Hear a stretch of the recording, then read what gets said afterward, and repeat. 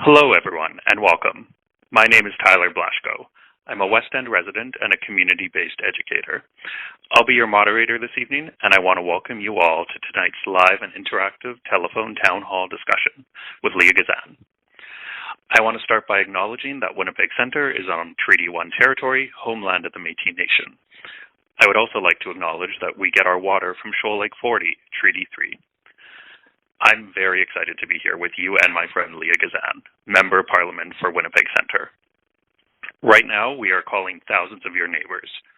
It will take a few minutes to connect with everyone, so as we are dialing out to residents, let me take a moment to explain how a telephone town hall works. As I speak to you, people across Winnipeg Centre are answering their phones and connecting to this discussion. Once someone answers their phone, they can simply stay on the line to be part of the discussion. For those who missed the call, an answering machine message will be left with directions on how to call into the discussion. This telephone town hall technology allows us to connect with our community, especially at a time when we cannot gather in person. Leah and I are super excited to talk about a number of critical issues in our community and hear your questions. If you have a question for Leah, just press *3 on your phone at any time. Once again, if you have a question for Leah, just press *3 on your phone at any time.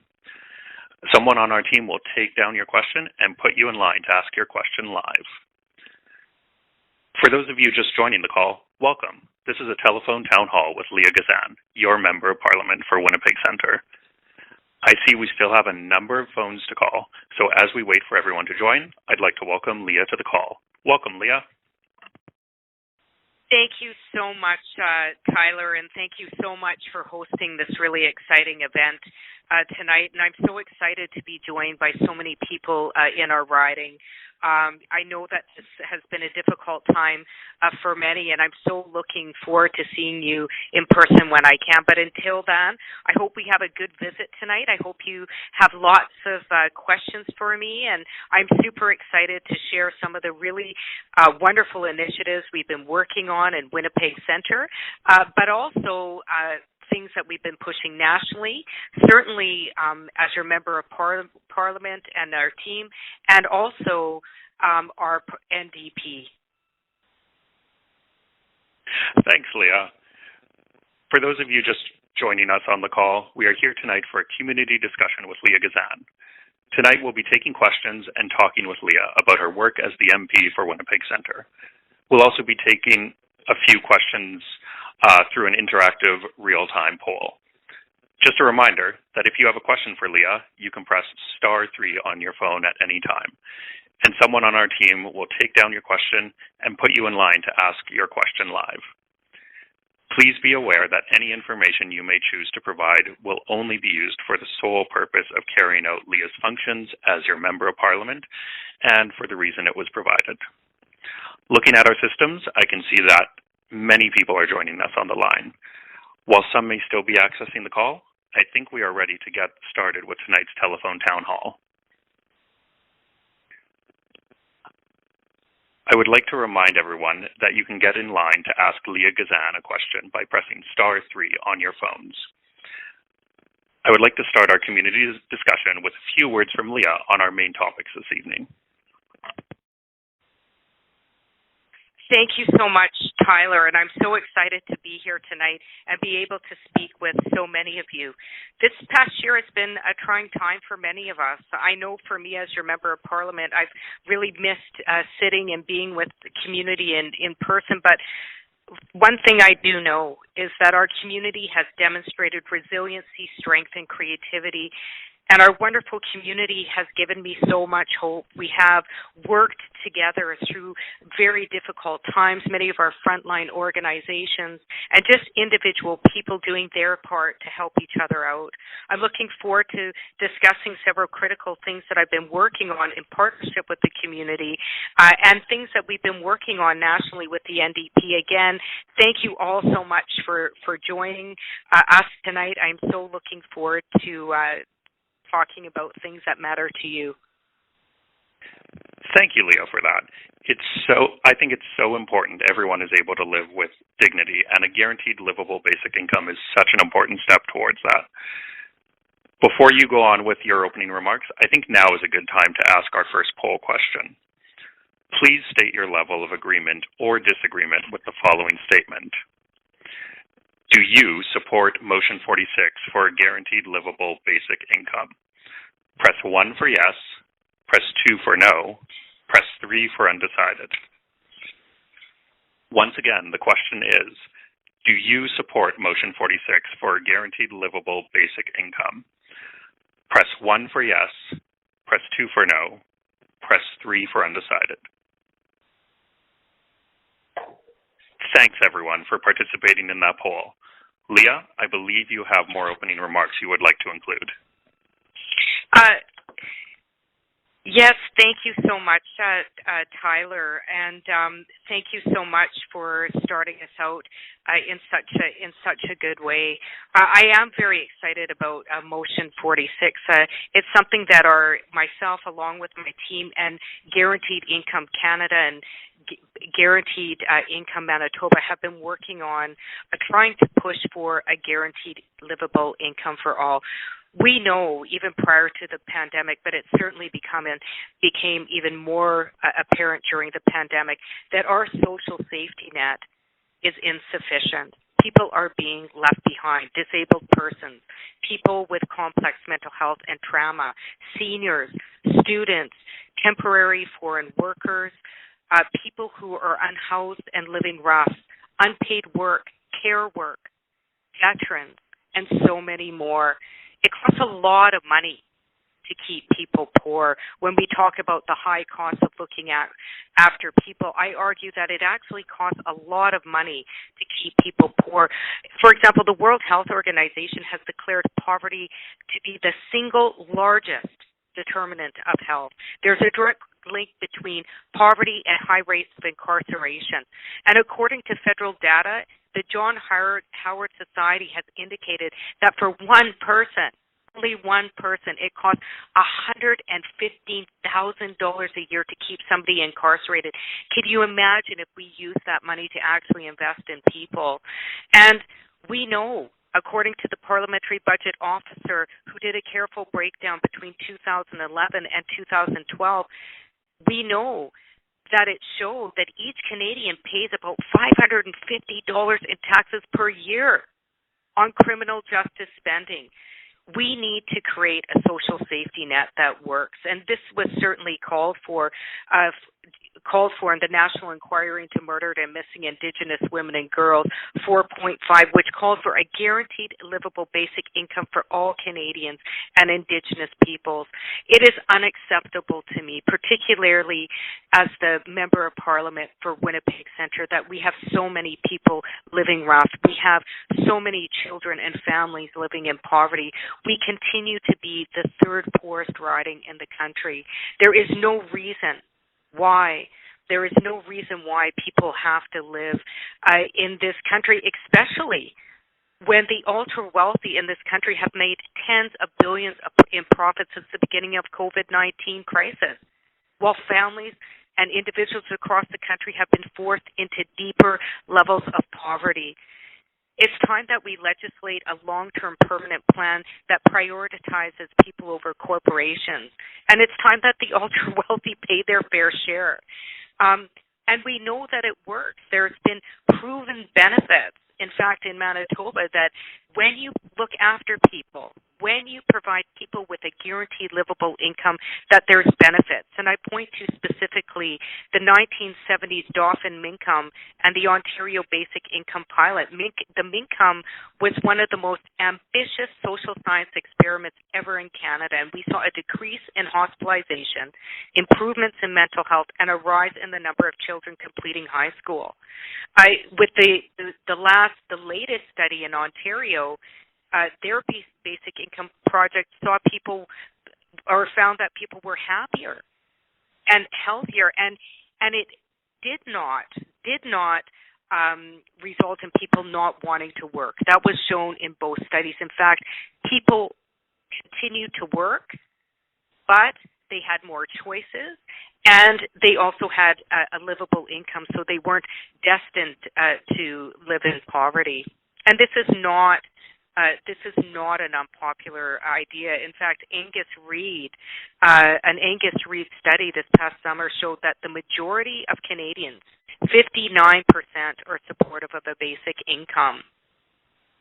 And we know that poverty, particularly during the pandemic, if you want to look at specific groups that have been really impacted by poverty, we know that women, disabled persons, and BIPOC have felt the greatest impacts of poverty prior to the pandemic and now during the pandemic. So it's time that we ensure that all people living in Canada can live with dignity and human rights. And that is why I, along with my colleagues, along with Guaranteed Income Canada and Guaranteed Income Manitoba, are fighting so hard. Thanks, Leah, for that. Before you conclude your opening remarks, let's look at the poll results from the last question, which was, do you support Motion 46 for a guaranteed livable basic income? 75% of respondents support that statement, 8% do not support that statement, and 17 are undecided on a guaranteed livable basic income. Leah, I believe you have another topic you would like to speak to before we take questions.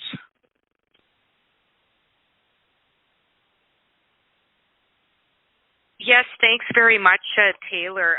One of the other topics that I wanted to talk to you about is the efforts that our party has been taking to expand healthcare services and healthcare support programs.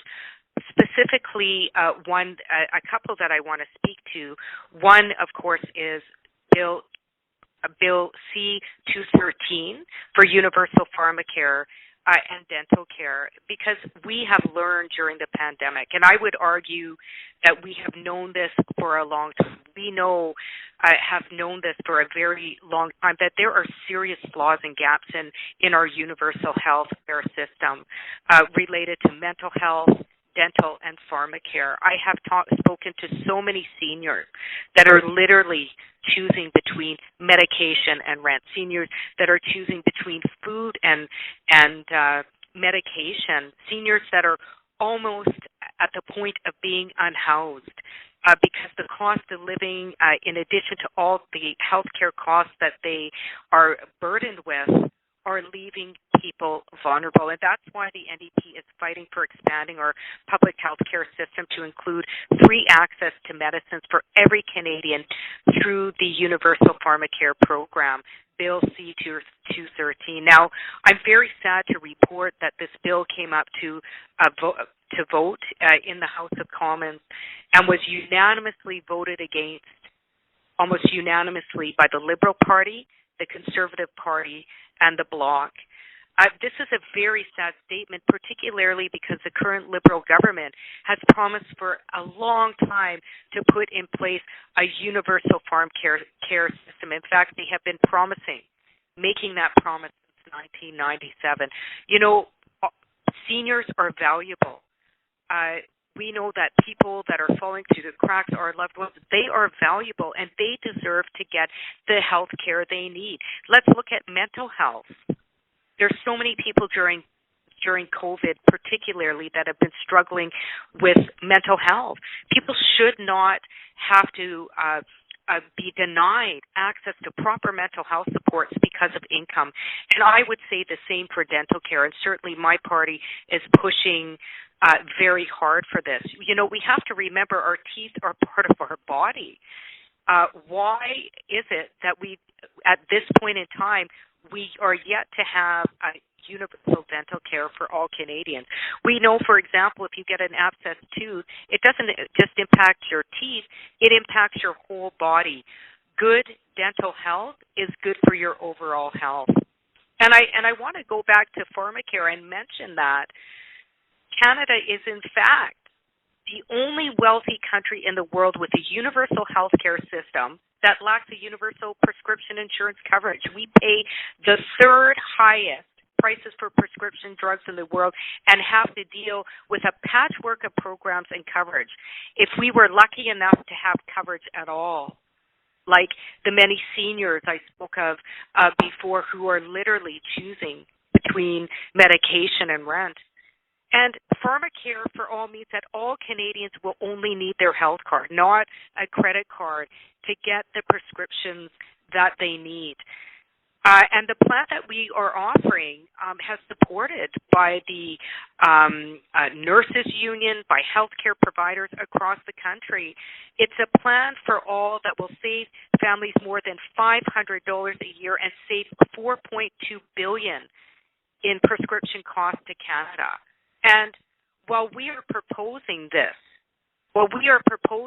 universal Pharmacare, the Conservatives and Liberal members of Parliament in Manitoba voted against this critical vote. And that's very disappointing. In regards to dental care, I think it's important to note that in Canada it costs nothing to fix a broken arm. Nothing. If you break an arm, you can go into the hospital, it costs you nothing. But if you if you chip a tooth or if you have dental issues, you literally break the bank to fix a toothache. And 1 in 3 people in Canada have no dental insurance at all, and about 6 million skip dentist visits because of the cost. If we had a universal dental care system, if people could participate in prevention like having regular teeth cleanings, it would save a lot of money. It would save families a lot of money. And this has to change. This has to change. You know, I always hear about this isn't possible. But if you can find that many billions of dollars to bail out big corporations, if you can fail to go after offshore tax havens or tax the ultra-rich, then certainly you can find the resources to fund a universal dental care program. And that is what the New Democrats have been proposing to do. $155 million cost to the healthcare system for emergency dental visits in Canadian hospitals each year. When you don't look after people, it costs a lot of money, and this cost should be saved if people had free access to the dentist. So we are calling for a universal dental care, universal Pharmacare, and expanding healthcare supports to include mental health. It's time that people get the health care that they so deserve. Thanks so much, Leah. It seems like such a question of priorities. This seems like an obvious investment into the people who live in Canada. The dental care and Pharmacare investments that you're pushing for. So thank you so much, because I know my family would really benefit from that type of coverage. Yes, absolutely, Taylor, and your family shouldn't have to do without, nor should any family or individual in Winnipeg Centre, or for that matter in the province of Manitoba and in the country of Canada. And so I know the NDP also is prioritizing universal childcare. So in my work, I see the impact childcare has on my coworkers and even on the youth I work with, who often have to fill those childcare gaps for their families. Publicly funded universal childcare would have such a meaningful impact on the communities I work with. Before we go on, I would like to ask another poll question. The government should be investing in a national, universal, accessible, and publicly funded childcare program. Press 1 for yes, press 2 for no, press 3 for undecided. Once again, this is one of our poll questions. The government should be investing in a national, universal, accessible, and publicly funded childcare program. Press 1 for yes, press 2 for no, press 3 for undecided. Thank you for that poll question, Tyler. And I think before we go forward, I'd really like to talk a little bit about universal childcare, particularly as somebody, I don't know if you know this, Tyler, but I was actually an early childhood educator for a number of years, prior to finishing my education degree. And, childcare, has always been, from my opinion, it has been a profession that has been devalued very often by governments, including the current Liberal government, who have promised for years to expand and put in, and improve a national child care program, but have yet to deliver. We know that particularly during the pandemic, the child care sector has been particularly hit hard, and the pandemic has shown the long-standing issues faced by the child care sector, including workers, and including the severe workforce shortages and insufficient funding for child care. We need to make sure that families can leave their children at places where they get good quality child care. We also need to make sure that the people who care for our children, early childhood educators, are given their support that they need to do their jobs well and to live with dignity. After all, they are a vital part of children's lives. And the Liberal government, in spite of this, we know this. We've heard a lot of political rhetoric, and the Liberals have been promising, in fact, childcare for 30 years without action. Can you imagine? 30 years without action. And childcare workers and early childhood educators are still fighting for the same thing that I was fighting for, in fact, in the 90s. That's not acceptable. We need to look after child care. We need to make sure that families have the child care they need, and we need to ensure that workers get what they deserve. So in August, Trudeau's Liberals supported an NDP motion asking for an additional $2 billion in emergency funding. But until this very day, even today, they have failed to honor their word. We know that women have been hard hit by the pandemic. We know there is no recovery without a she recovery, and we know essential to that recovery is childcare. So it's critical that the current Liberal government heed this call and make sure that they properly immediately invest in emergency funding for childcare, because we know there is no recovery for childcare. This is something that every night when I listen to the news, almost every night, is always news about the need to invest in childcare. And in Canada, particularly with women, we are currently seeing women's participation in the workforce at its lowest in 30 years, the lowest. And with this in mind, it is critical that any child care program be universal, be accessible, and be of a high quality. We will not have a recovery from the pandemic unless it is a she recovery. And if there's no she recovery, women are vital to this economy. We need to make sure that women have what they need to equally participate in the economy, and that means putting in place a national child care system that is universal and publicly funded. And like I said, as a former childhood educator, I know the critical importance of the work that early childhood educators do every day. It's critical work, spending hours with kids, teaching them new skills, teaching them how to read, teaching them letters, teaching them social skills.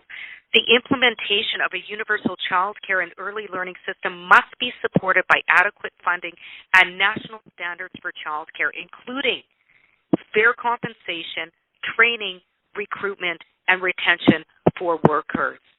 As a former childhood educator and somebody who stands in solidarity with current early childhood educators, it is beyond time that they get what they deserve.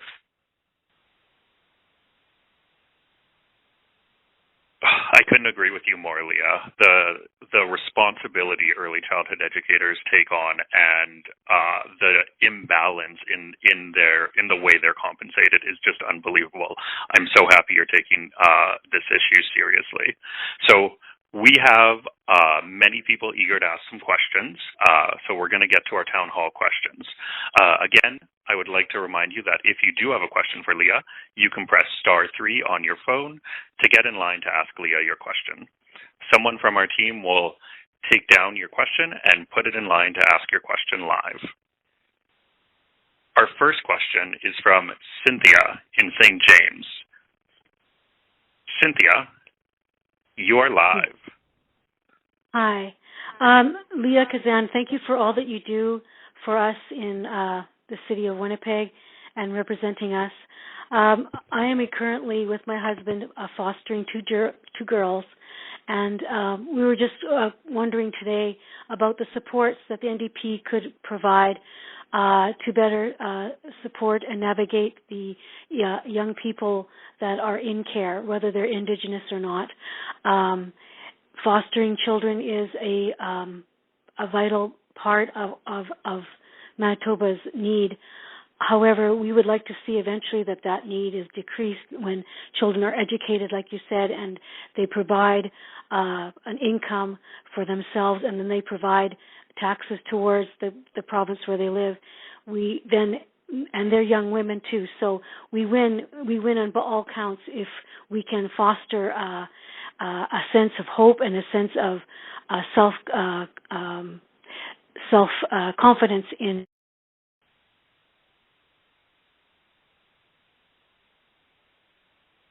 I think, is Cynthia still online?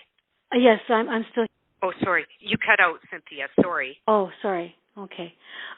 Just basically, what is the NDP willing to do in support of foster care children and the families that they support?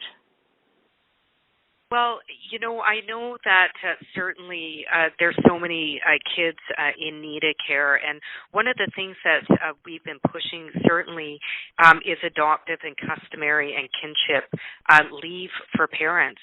We know that particularly children that are coming into families need to have it takes time to form a relationship. Kids coming into families, the family getting to know the child, but also the child getting to know the family. And one of the things we've been talking about certainly is a parental leave, a paid parental leave. Right now, I believe the parental leave is 10 days. We are looking at expanding that, like a paternal leave, for adoptive or customary and kinship care, so that you can spend time, settling the children, settling the families, so that they can get the care they need. But also, going back into other supports. Let's get serious about it. Things like, having a universal child care system, that would allow you to work as a parent, even as a foster parent. Things like a guaranteed livable basic income to make sure that the family gets what they need so that they can live well. And, one of the other things that we've been fighting for really hard again is, expanding our healthcare system so kids and families get the healthcare services they need, and that includes mental health supports, particularly for individuals and many oftentimes children who are suffering from complex trauma. That need that kind of care and support. And those are often the kind of resources, as somebody who has done a little bit of fostering, those are many of the supports that you often don't get for kids that you're taking in and want to make sure that they have the love and care they need. I think, when you open up your home, when you're looking after children, we need to make sure that children and families have what they need so that they can build strong and healthy environments and loving and safe environments for all. And just on another note, thank you so much for your question. It's really appreciated, and thank you for doing your part, making sure kids are cared for in our community.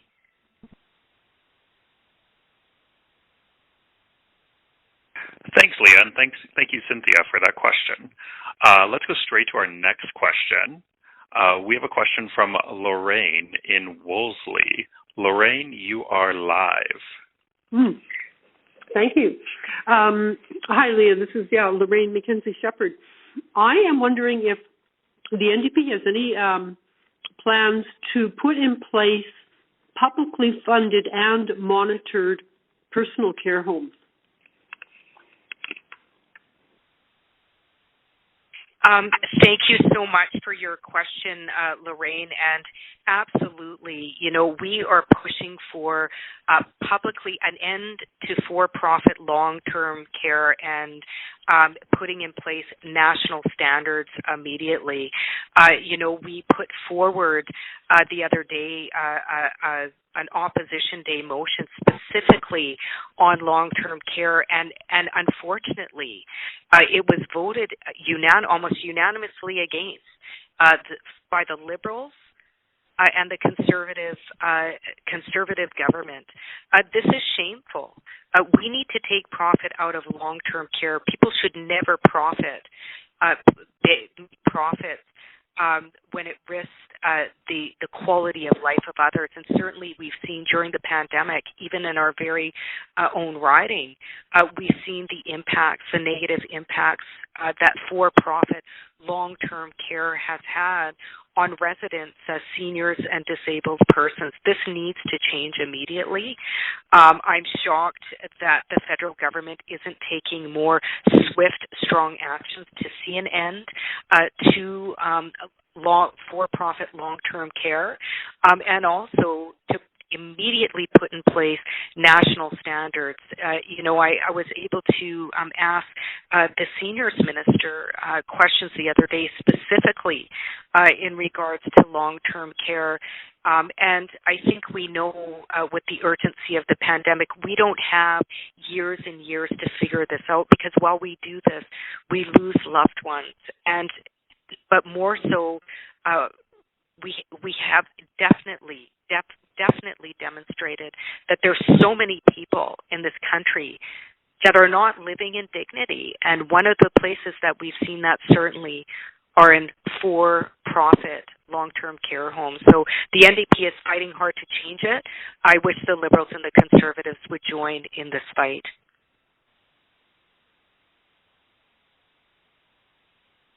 Thanks so much for that question, Lorraine. Remember that if you have a question for Leah, you can simply press *3 to ask your question live. Before we go to our next question, let's look at the poll results from the last question, which was, the government should be investing in a national, universal, accessible, and publicly funded childcare program. 74% of respondents agreed with that statement, 9% disagreed, and 17% were undecided. Thanks, everyone, for participating in that poll. Now let's go straight to our next question from Dale from St. James. Dale, you are live. Hi, Leanne. Thanks for the town hall meeting. As a senior, I noticed that the CERB people get $500 per week or $26,000 annually. As a senior, even with a guaranteed income supplement, I get $18,300 a year. You talked about a minimum living income, and my fear is that regardless of the government that gets in, the seniors will get left behind again, and it will only apply to the young people or those who are out of work. Is this correct? Well, what my motion 46 actually proposes, thank you so much for the question. This is what I've been saying. We already have guaranteed income programs in the country. OAS certainly is an example of a guaranteed income program, not livable. Disability benefits, not livable. What I'm saying is that we need to increase the amount of current guaranteed guaranteed income programs and make them livable and expand them out. Specifically for seniors, what my motion calls upon, in fact, is to ensure a guaranteed livable basic income in addition to current and future government programs and support, so that we know that many seniors, for example, have higher costs related to things like medication. So it would be in addition to current and future government programs and supports. It's really designed for those who do not have a guaranteed livable basic income at the moment. And I would argue very strongly that many seniors do not have a guaranteed livable basic income. This needs to change.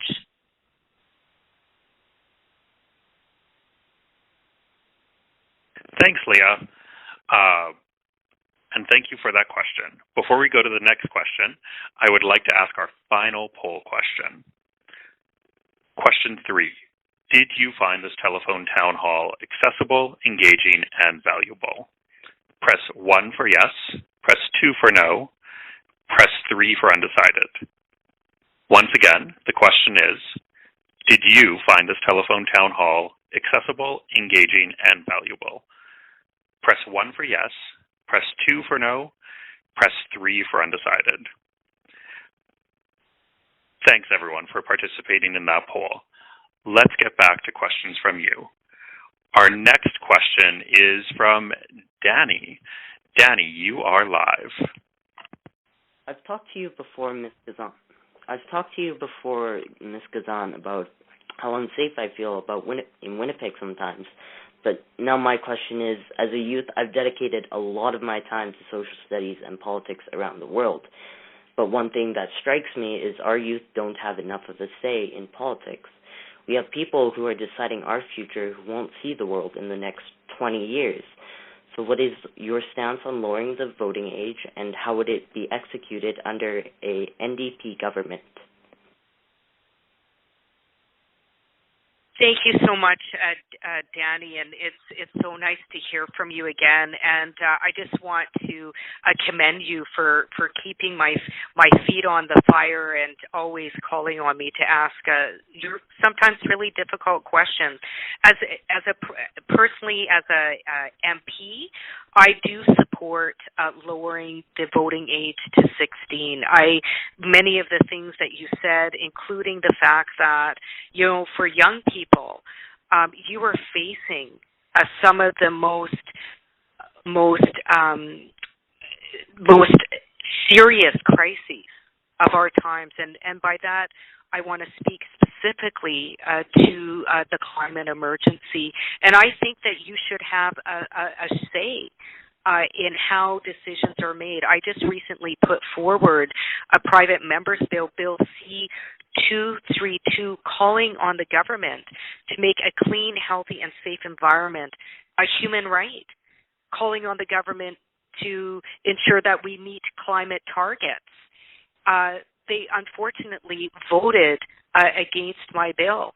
I think if young people had the ability to vote, certainly young people have been some of the strongest voices speaking out against continuing on this archaic road, investing in fossil fuels, turning towards green investments, and making sure that governments are held to account to meet climate targets. So absolutely, I do support your call to lower the voting age to 16. And I know that there's many other members of Parliament that are beginning to discuss it. I think it would be really wonderful if that's something you're interested in, to push, to continue pushing. I know there's many young people around the country that are pushing for lowering the voting age to 16, and I hear that call and I support that call. Thank you.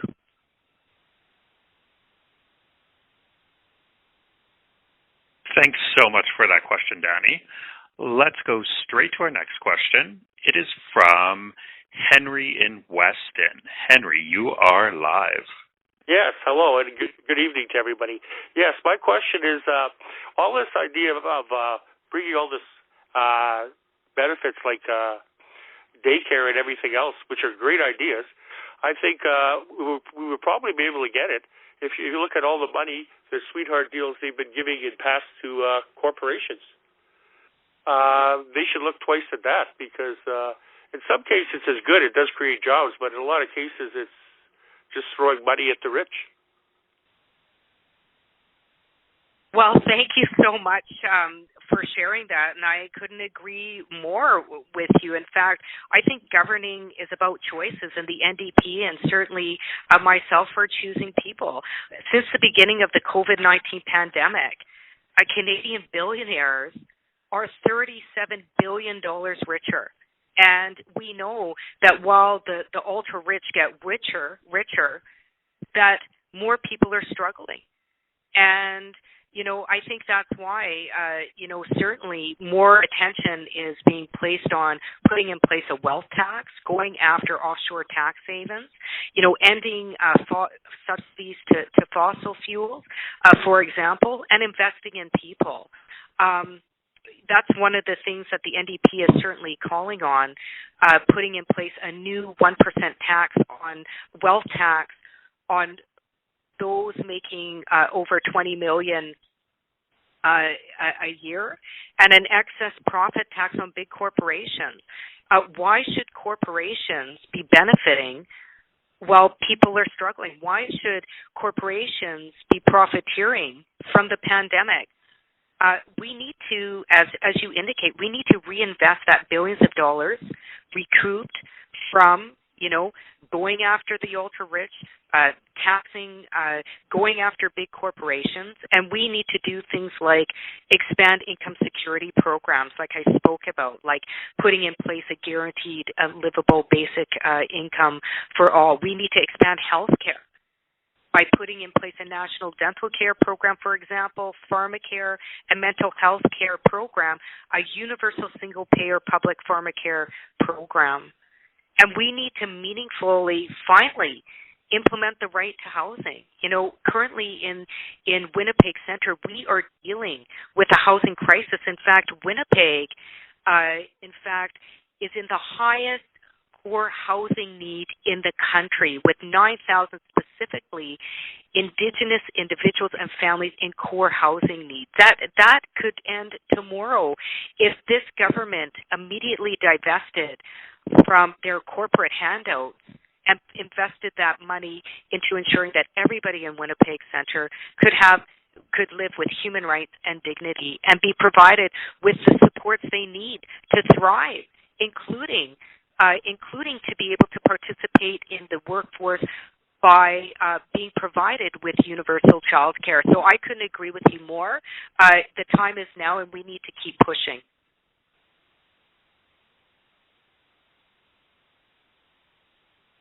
Thanks, Henry, for that question. It really does come down to just a question of priorities. So if you have a question for Leah, you can simply press *3 to ask your question live. So we're off to our next question. Our next question is from Teresa in Brooklands. Teresa, you are live. Hi, Leah. My question for you is, what is stalling, motion 46, and would the income be for everybody, or would it go by personal income? Thank you so much for your question. Well, motion 46 is actually coming up for a vote on April 16th. It will be a unanimous consent motion. The only way it'll pass is if all members of Parliament vote in favor of it. The guaranteed income that I am proposing accounts for regional differences in cost of living. For example, it costs more to live in, for example, northern Manitoba than it does in Winnipeg. It costs more to live in Vancouver than let's say, Saskatoon. So it accounts for regional differences. It's for all Canadians over the age of 18, including single persons, students, families, seniors, disabled persons, temporary foreign workers, permanent residents, and refugee claimants. And it's paid on a regular basis. And it's in addition to current and future government public services and income support meant to meet special, exceptional, or other distinct needs rather than basic needs. I'll give you an example.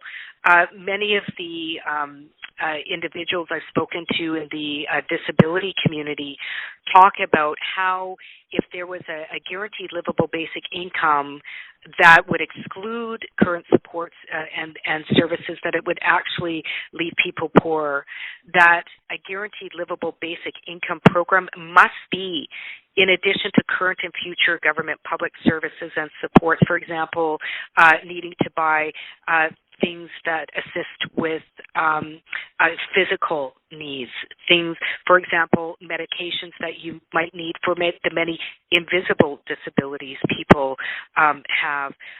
So it would be inclusive, and it wouldn't require participation in the labor market education or training. Because let's really get serious about the whole discussion about work. Not everybody is able to work. For example, 70% of adults with intellectual disabilities live in poverty. 70%. You know, there's so many seniors living in poverty. I don't want seniors to have a guaranteed livable basic income where they can live with dignity that forces them to go back to work after working so many years of their life.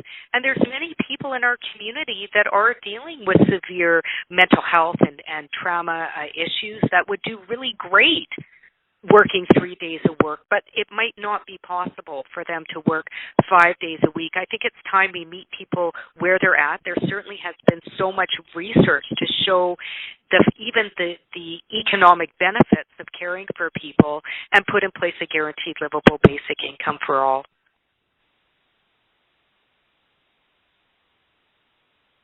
Thanks so much for that question, Teresa. I see we're approaching about the 3-quarter mark through our telephone town hall. We still have time for questions, and if you have questions for Leah, please press *3 on your phone now to get in line to ask. Someone from our team will take down your question and put you in line to ask your question live. I would also like to let you all know that everyone on the call at the end will be able to leave a voice message for Leah Gazan. So if we don't get a chance to take your question live on the air, or if you aren't comfortable asking your question live, you can wait to the end of the town hall and leave a message for Leah. Let's get back to the questions. Our next question is from Monica in Weston. Monica, you are live. Hello. Hello? Hello, Hi, Monica. Hi. My question is, well, I'm 62, so I got a couple more years till I'm going to be 65. And the way things are now with Pharmacare, I'm scared. So my question is, instead of asking for universal Pharmacare, how come nobody has come up with asking a bill for senior Pharmacare?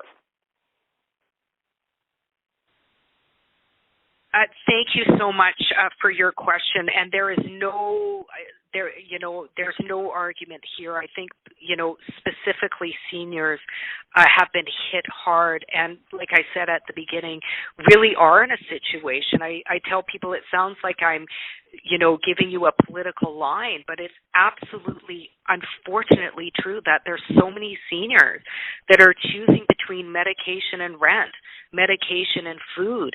I find that abhorrent and unacceptable. And, the reality is, I know the NDP is fighting for a universal Pharmacare system for all, but the reality is, the Liberals have been promising to put in place Pharmacare for a long time, a broken promise. This is something that certainly is needed. This is something that Canadians overwhelmingly support.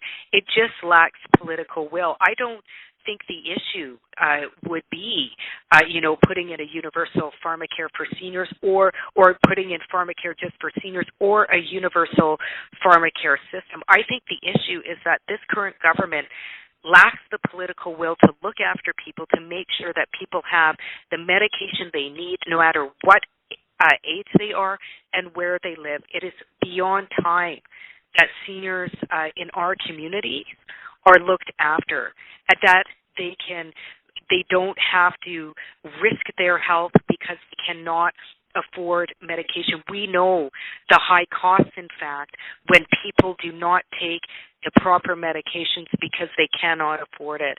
So we will keep fighting for universal Pharmacare. We will keep fighting for improved supports for seniors, including affordable, accessible social housing, to ensure that seniors also have places where they can live with dignity.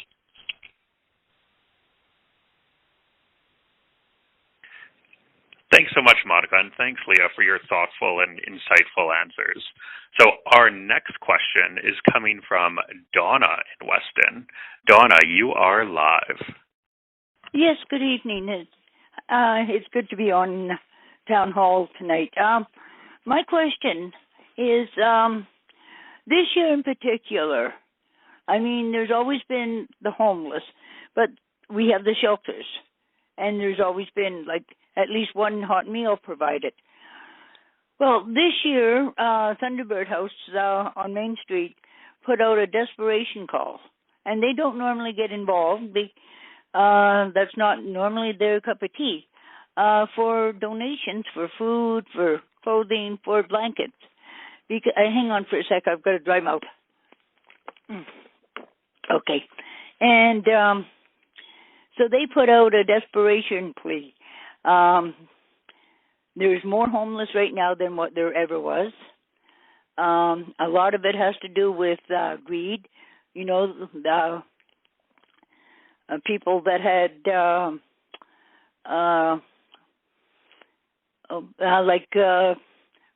renting rooms to single people. Well, all of a sudden they're deciding to sell these dumps or these apartment dumps that low-income people have lived in for many years to people who want to build condominiums.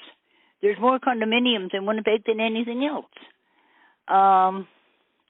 And it's the lower class and the seniors that are suffering for this. Now, there's been many people that have stepped up to the plate to help bring out food, myself included. But you can't bring out a hot meal because it's COV. There's a limited amount of bathrooms. They have no place to stay. These people are sleeping in bus shelters with no doors, no heat, along riverbanks, wherever they can find a place. And I'm sorry, but this is not right. Yes, they are homeless, and a good percentage of them have addiction problems. Nobody in their right mind is going to get sober if they don't have a place to live and have decent clothes. Thank you so much, Donna, and thank you so much for your question, and I couldn't agree with you more, in fact, and I do have some good news. I don't know if you heard on Friday, we had a 24/7 safe space open on Sherbrooke for women, girls, 2S, LGBTQIA folks in response to the national inquiry into murdered and missing Indigenous women and girls. And we were just approved for a multi-million-dollar village project at the Thunderbird House, which will involve actually renovating the Thunderbird House and also creating a village where people will have warm places to stay and supports should they be encountering difficulties in their life. This was achieved by the hard work of the many organizations in our communities, people with lived experience working together. And, I fought hard along with our community to get that funding in place. I also realized that we have a housing crisis in this city. There is no doubt about it. We recently received $12.5 million to invest in housing into some of the shelters to make sure that people have a safe place to stay. And I will continue to fight for affordable, accessible social housing in solidarity with our wonderful community and wonderful community organizations that are on the front lines of these issues. And I know that you mentioned bathrooms, and it's funny because I was actually on the phone with another wonderful community member. Winnipeg Centre is not short of wonderful human beings talking about the fact that, we have all this development in the city and we can't build washrooms. It's time that we have safe public washrooms where people can have dignity. And again, one is not the other.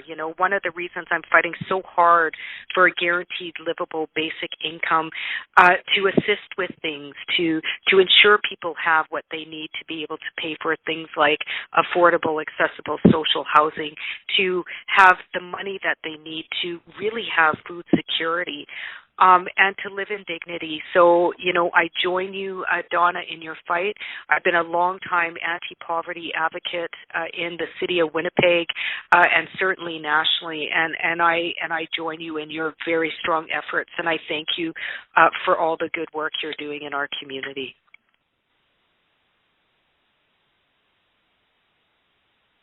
Thanks for that question, Donna. So, Leah, before we finish, could you talk a little bit about your private members bill that was voted on last week, the Climate Emergency Action Act? Yes, thank you, Taylor, and Tyler, and I know that even though it didn't pass, I'm hoping that it pushed the government on climate. The Climate Action Emergency Act was my attempt at pushing the government to recognize a clean, healthy, and safe environment as a human right. There is over 100 countries in the world that recognize this right, and Canada is yet to do so. I was very disappointed that they voted against it, specifically because Bill C-12, the bill that the Liberals have introduced, will not meet climate targets. My bill called on meeting climate targets, as has been noted by scientists, ensuring that Canada, at the very least, meet at the minimum the greenhouse gas emission reduction targets set in 2030 by under the Convention on Climate Change, that the government ensure a transition towards a green economy by, among other means, increasing employment in the green energy, infrastructure, and housing, and that the government ensure that the economic well-being, public health, and protection of the natural environment of Canada was finally enshrined into law. And this act, this framework, was to be arrived at in consultation with Indigenous peoples and civil society. It is so unfortunate. I said in my speech, knowing that my bill would be voted down, that it was shocking. And it was abhorrent that at a time of climate emergency, at a time where so many young people are rising, calling on the government to do the right thing, that they are turning a blind eye to this growing emergency. Although my bill did not pass, it certainly has gotten a lot of discussion, and I hope it will push the government to do better. However, whether they do or not, I know that I will continue, along with thousands and thousands and thousands of others across Canada, will continue to push for climate justice and to do what it takes to truly address the climate emergency that we find ourselves in. Thanks so much for that, Leah. So we're almost at the end of tonight's telephone town hall. I want to remind you all that everyone on the call at the end will be able to leave a voice message for Leah Gazan. So if we didn't get a chance to take your question live on the air, or if you didn't feel comfortable asking your question live, you can wait to the end of our telephone town hall and leave a message for Leah. Leah, over to you. Oh, thank you so much. Thank you so much for hosting, Tyler. I can't tell you how grateful I am. And I want to thank all of you for joining. It is a real, I can't even put into words what a privilege it has been for me. What a privilege it has been for me to be your Member of Parliament for Winnipeg Centre, to represent what I feel is one of the best ridings in the country, a riding with a rich progressive history, with some of the most wonderful frontline organizations, innovative, creative organizations in the country, a community of care that comes out, as we've heard with many examples tonight, whether it be helping our neighbors, fighting against climate change, fighting for human rights for all, making sure that we sound our voices to ensure that our community's right to housing is realized. I want to let you know that it is just a privilege to serve you as your Member of Parliament. And I want to encourage you as well. You know, I really love hearing from people in the riding. I really appreciate when you contact my office, even just for a chat, especially right now where many of us can't go out or we're limited in going out as a result of the pandemic. Please don't hesitate to reach out to me or our team at the Winnipeg Centre office. We care about you. We are with you during this time. This is our community, and I am looking forward to continue to build our wonderful community together. Thank you so much, everybody, for joining us tonight.